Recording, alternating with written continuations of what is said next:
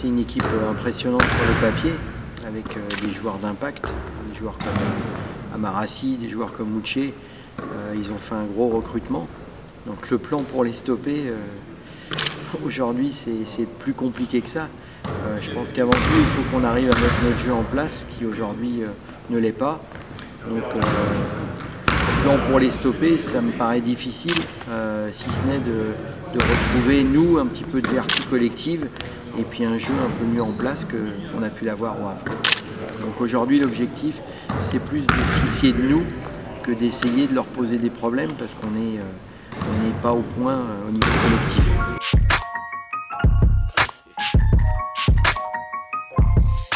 Ouais, j'ai envie de dire qu'il manque beaucoup de choses. Il manque des automatismes, il manque aussi aujourd'hui de la qualité individuelle. Il nous manque beaucoup de choses. C'est pour ça qu'on a fait 2 matchs pas très convaincants pour l'instant et qu'on est en difficulté en ce début de saison. En sachant qu'on a rencontré 2 équipes plutôt à notre portée et que Villeurbanne et Paris-Levallois qui se profilent sont des cylindrées beaucoup plus fortes que Limoges et Le Havre aujourd'hui.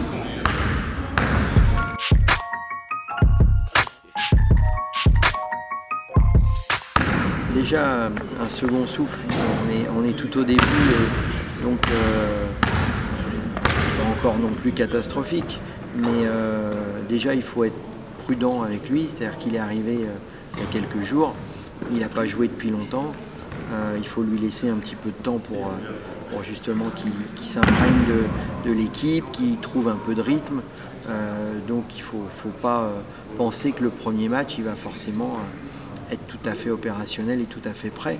Après, c'est bien évidemment ce qu'on attend de Chris, c'est un point de fixation, c'est son expérience, c'est sa maturité, c'est sa faculté à être un danger pour les équipes adverses. C'est ce qu'il a fait, on va dire, plutôt de manière correcte à Limoges sur les 2 dernières saisons.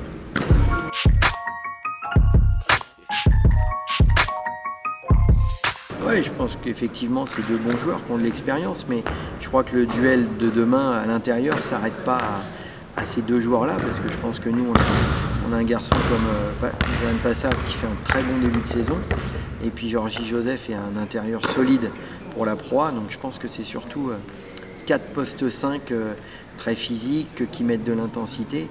Donc le match ne va pas se résumer à un intérieur contre un intérieur, mais je pense plutôt à 2 intérieurs contre 2 intérieurs.